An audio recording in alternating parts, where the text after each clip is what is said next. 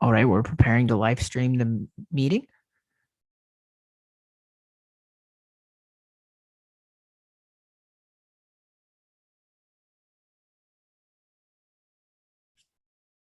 All right, we're preparing to live stream the meeting. Hey everyone, how are you doing today? We got Jeff in the house just after a nice Warriors win. I think there was about 1 minute left when I kind of finally started setting up the software, but I mean, I think we can all say crazy win for the Warriors. Honestly, I didn't expect this one to happen. What are your first impressions coming out of this, Jeff?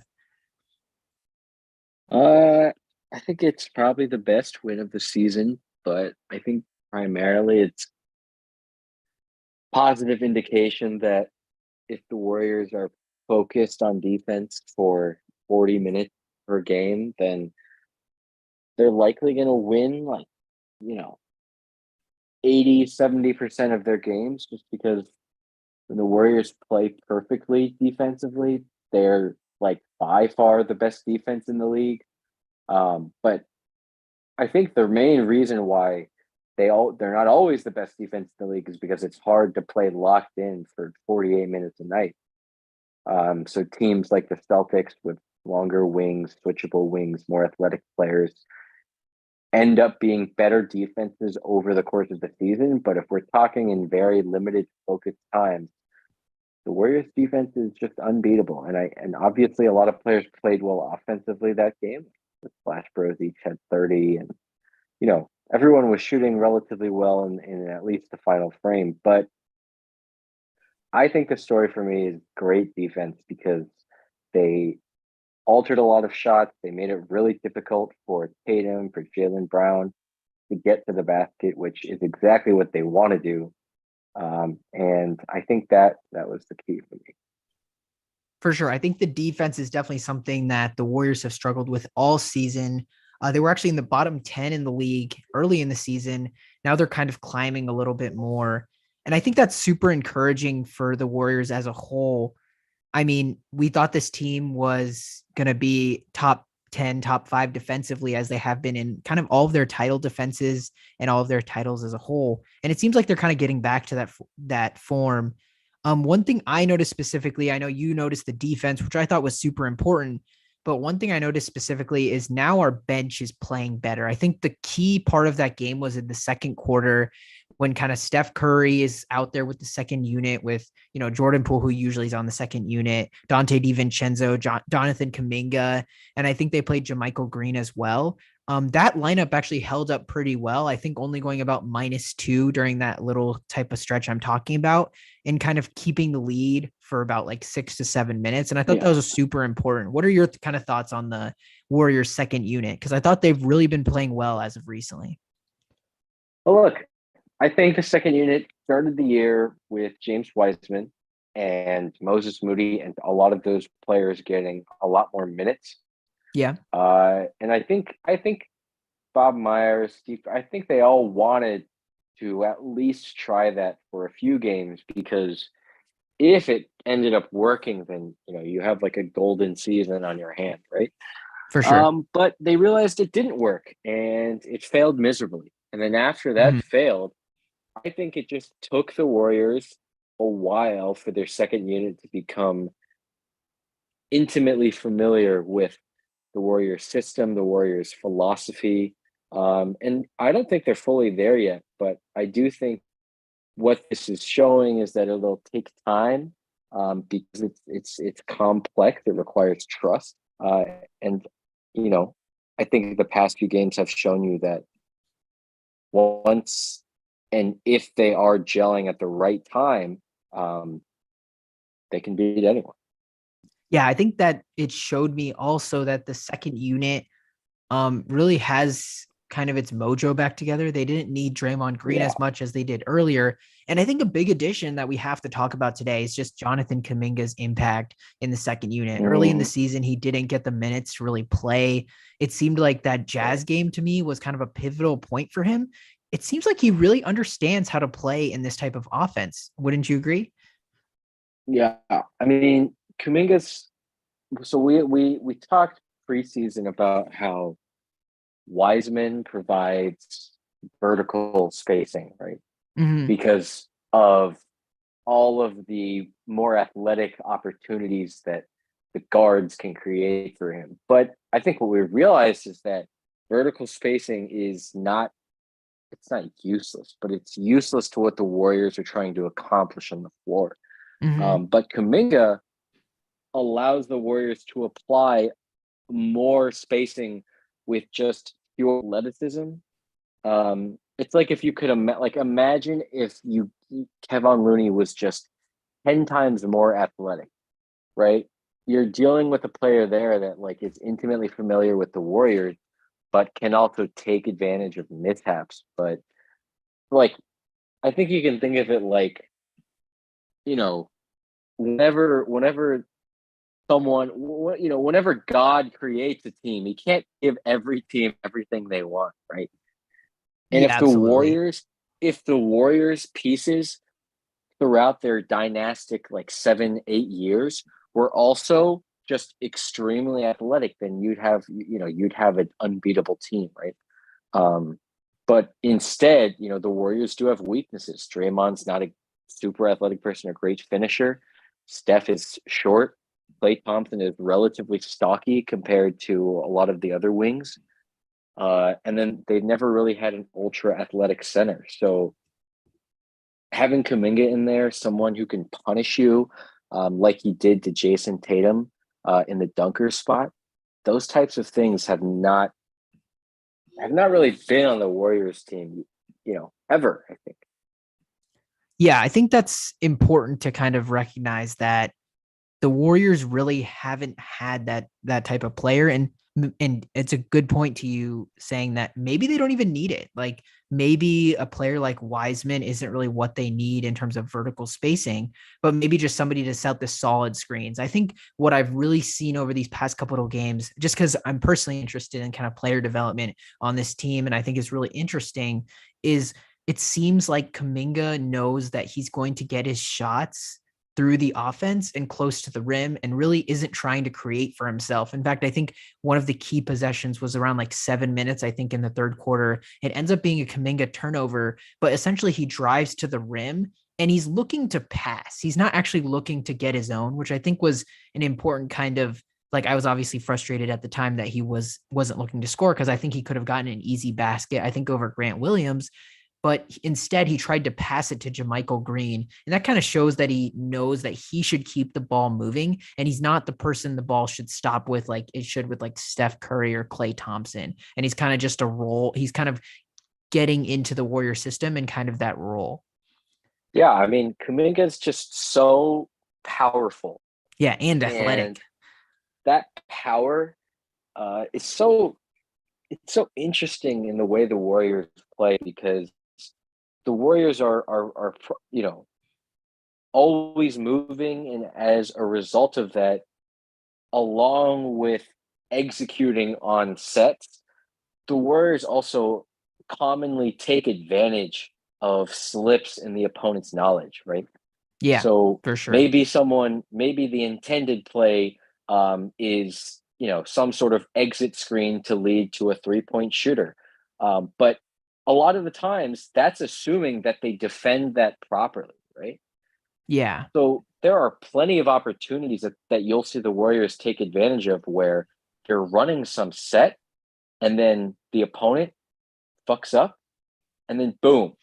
If it's like Draymond or Steph in a lot of those cases, they'll punish you. They'll take a wide open cut to the basket every time. Absolutely. Yeah. Every time. They'll take that over almost any shot. Maybe wide open Steph is the only other shot.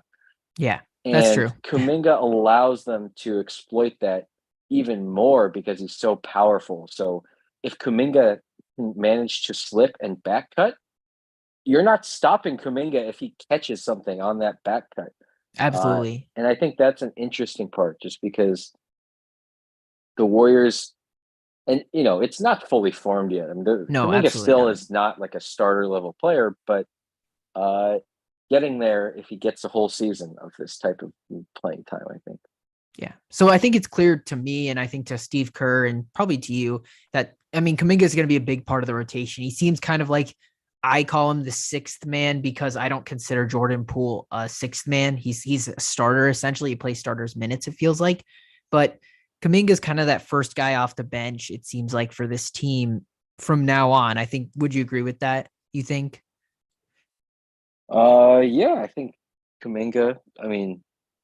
Probably him or I, Dante, it depends who gets tired, but yeah, Kuminga. Sometimes, yeah. Kuminga is probably, if you're not counting Poole, the only player that the Warriors have to come off their bench and like provide something positive that's not because I'm not trying to throw shit. Well, I guess I am throwing shade at the Warriors bench, but I it's really just mean, how Dante's benches pretty work. good too. Right. But it's like, Like he adds a a lot of the a dimension. lot of the most fun teams Hmm. in the past decade or so, they always have like a fun player that comes off the bench and it changes the game, right? Yeah, Sean absolutely. Livingston came off the bench and suddenly you have an automatic mid-range shooter. And there are a lot of players like that, or Dellavedova. I don't know. There are a lot of players like that, and I think Kuminga is one of those guys. Yeah, I think I'd agree with you. And he changes how the Warriors play.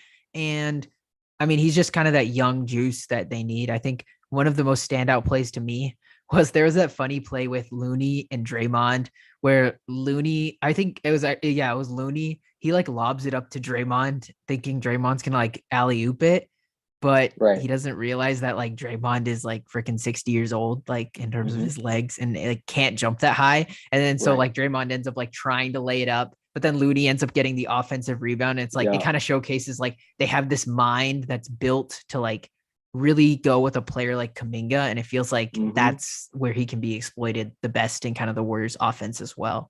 Kind of with those back cuts, as you were saying. Yeah. I just think that they're, it's like the Warriors, if they ever added, because I think when they added Kevin Durant, it's like obviously you're gonna get better because it's Kevin Durant. But you're mixing in a player that is in the same kind of general subgroup as Stephen Clay, right?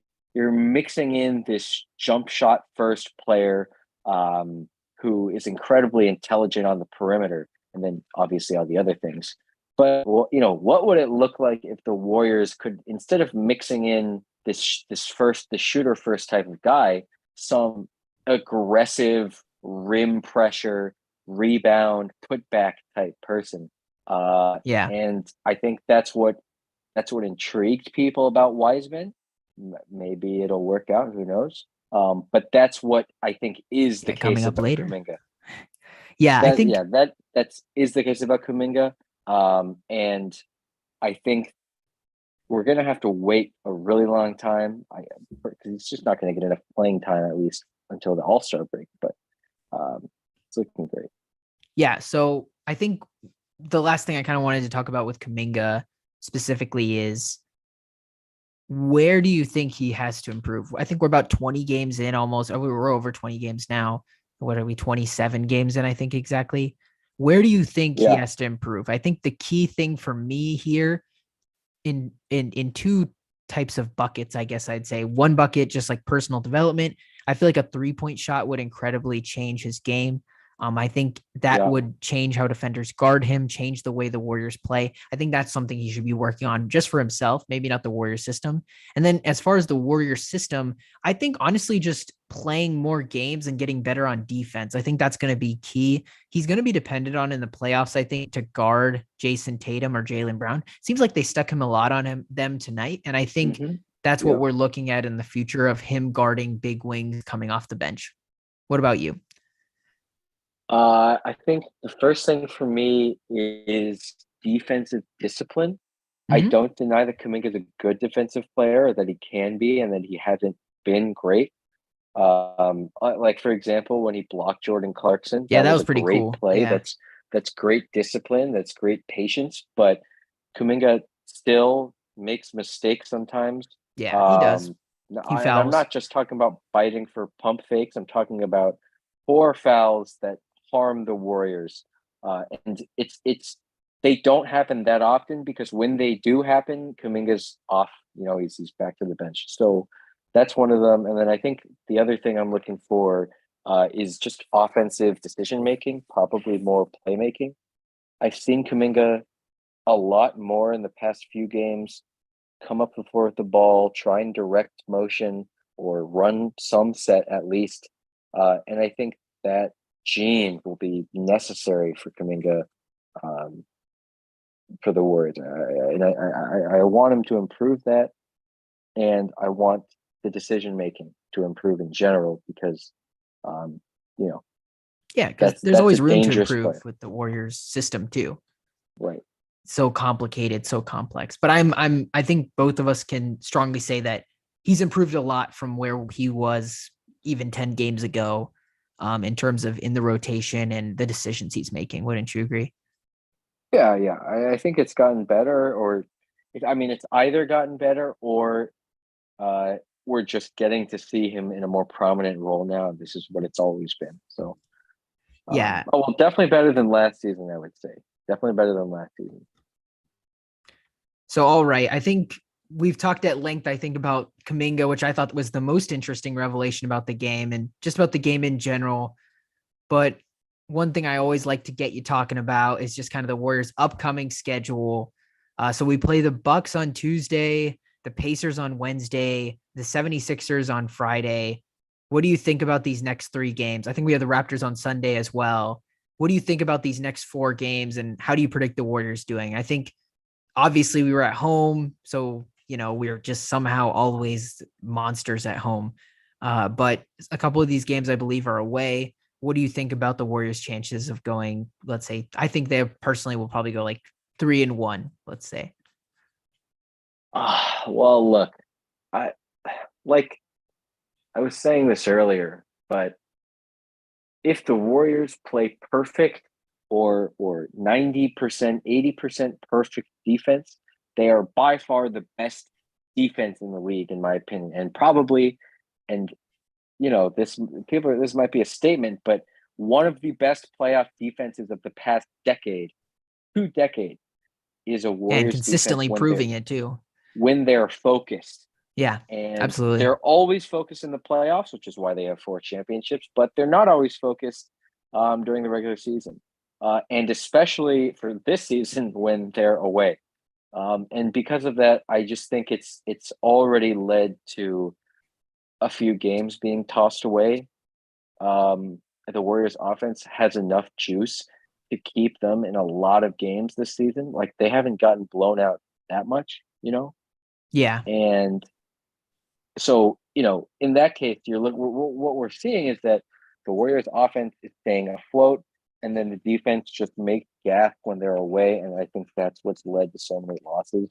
And I'm not sure that they've solved that problem yet. Definitely not against the Bucks. I'd say maybe 2-2 is what I expect from the yeah, that's Warriors. fair. I'm also, I'm not saying they're just going to get destroyed by every team that is good. They just They beat the shouldn't. I Celtics, mean, they didn't but get destroyed by the Celtics, so yeah. right. So yeah, I guess against the Bucks, I'll be curious about. Well, I want to see the Bucks drop coverage against the Warriors. I think if we see the Bucks I think the Bucks will test out their Brook Lopez drop coverage that's been working so well this season. Yeah, But yeah, if they absolutely. do meet in the NBA Finals, I think this game will be uh, a way to look forward into what that defensive matchup could look like. Yeah, absolutely. A lot to look forward to on Tuesday night. Well, before we get off of the live stream, Jeff, you got any kind of last comments about that game? I know for me, super epic game. Steph Curry with a lot of deep threes. Klay Thompson really showing up. That was the two kind of highlights. And then we hit on Kaminga for a long time, most of our discussion. And I thought he was a big revelation in this game, as well as in the past couple of games if people haven't been watching. I think, Jason Tatum, Jaylen Brown, they played well. Jason Tatum showed some of his struggles that he did in the NBA finals with kind of being a little bit loose with the ball around the paint. But I think that's maybe more due to the Warriors defense, which we kind of discussed in length, how when they really lock in, they can really help the helper and kind of get into positions on the floor and make opponents just shoot tough shots. But anything else you noticed from that game that you just wanted to harp on really quickly? Uh, well, I just think that the Warriors have a the Warriors have a very like I think the Warriors have a very well constructed lineup that is playing below their means. And I think Yeah. that's why we saw Steph in the post game interview kind of laugh about how Lisa Salters asked him a question like, "What does this win do for you?" or something. And Steph Curry said, "It keeps us above 500." And he was very visibly smiling when he said that. Yeah, almost Um, laughing. so I think what we're seeing here is that the Warriors know they can play with all of these teams that everyone is like going crazy about. And that The has to be Warriors can play encouraging. with the Celtics. The Warriors can play against the Bucks. The Warriors can We can play with play, anyone. We can beat anyone the if we Warriors, really lock in. right. The the Pelicans might be number one seed in the West, but I don't think there's a single person in the NBA who thinks the Pelicans would beat the Warriors right now in a best of seven, right? Except if you're a Pelicans fan. Yeah, sure. So I think what this, yeah, like the Pelicans don't have a shot against the Warriors in a 7 game series in the playoffs. But they do in the regular season because the Warriors are not focused.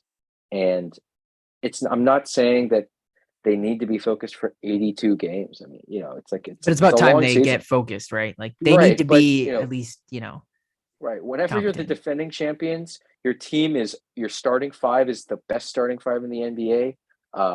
And you know, you're 13 and I guess 14 and 13 now. Yeah. You've lost close games that you probably would have won with any more amount of focus defensively against what the Hornets, the Magic, Yeah, we the lost some Jazz, stingers. Yeah. I mean the the Pacers, Jazz with the young Warriors. right? So but yeah, The Pacers we lost to Pacers, too. A lot of road games that we should have all won. those teams. The Pelicans happened twice, Yeah. but the Warriors weren't playing their starters, so I won't harp on them for that I one. wonder But when the Warriors will play their starters versus the right, Pelicans. Maybe the playoffs.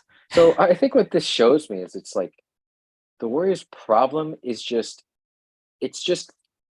being polished. Um, and I think that's what leads me to believe that the Warriors this year could end up in a similar place. I don't know if you remember the Cavs in 2018 Yeah, they were like a four entered the seed or playoffs as a something. 4 seed. Some of the league is questioning like why is this team not like even close to number one? Why are they haven't been playing that well?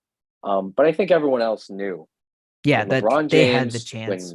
when LeBron James, when these role players who are good enough because they made to the finals last year are playing and focused, no one is beating this team except the Warriors. And that's how I feel about the Warriors this year. They're not going to be focused. After this start, I know I would like to modify my preseason prediction. I don't think the Warriors will be a top two team in the West by the end of the year in a record. I don't think they'll be third. I think the Warriors will probably be in that four range. They have Assuming to be there's at least four. I feel like they need yeah, I feel like it's important for the Warriors. I mean, I just feel like this game gave me hope because it means they can probably, if they get focused, go on a run. I feel like our bench right. problems are fixed. We haven't been playing our starters a lot of games. I feel like now is the chance where we start to go on a run. I feel like we have a 7-3 over the next 10 games, Yeah. 8-2 over the next 10 games. I feel like that's in our future. I'm gonna I mean, predict it now. they just had an 8-2 run Yeah, before the exactly. And I last think it few will losses. continue. I think we'll keep going. Yeah, I think I another think eight the and Warriors two. are perfectly capable of that. They know what they have Absolutely. to do. Yeah. The only thing the Warriors don't do is Yeah. Bring it consistently, really. yeah, it's unfair to say that the Warriors should play perfectly every night. I mean, they're No, human, nobody can. Yeah. But but the Warriors can play a lot better than they do some nights. And the trouble I think for people who don't watch the Warriors every single night like we do, is that you might see the Warriors being 13 and 13. You're like, what? How, like, okay, so this team isn't that good. Well, no, this team is very good, but they just make a lot of mistakes when the game doesn't really matter in terms of like Yeah, and I mean it's more stakes. of an effort mistake. I feel like the turnovers and stuff. That's what Warriors Yeah, basketball. They're gonna make crazy passes. They're gonna make dumb passes. It's just how it goes. That's being a Warriors fan for you. But the yeah. effort, I think they really proved it tonight, and I think they're trying to bring it a little bit more recently. And I just have hope, and that's why I predict like 7-3, and I think 3-1 over this next stretch. You think 2-2, but I just think that there's a real chance. I'm not sure if they found their focus entirely. yeah, Um, that's definitely a concern. Definitely a yeah. concern. But all right, guys, that was our first real live stream on YouTube live. So tell us what you guys thought. If you liked it, if you disliked it, we'll try and go live every after most of the games. If you guys like this format, we also will probably stick to the regular videos as well. Look forward to our next content. I'm probably going to publish kind of a little bit of a video analyzing James Wiseman's G League stint. Obviously, I know a lot of people don't watch the G League, but personally, I kind of enjoy watching the G League. It's a little low stress environment. Just watching players develop, and specifically James Wiseman, I think has been improving in the G League. And in our next video, I'll kind of talk about specifically what he's been doing on defense, what he's been doing on offense, and how hopefully he'll end up getting promoted to the regular Warriors squad and maybe do something a lot like Jonathan Kaminga.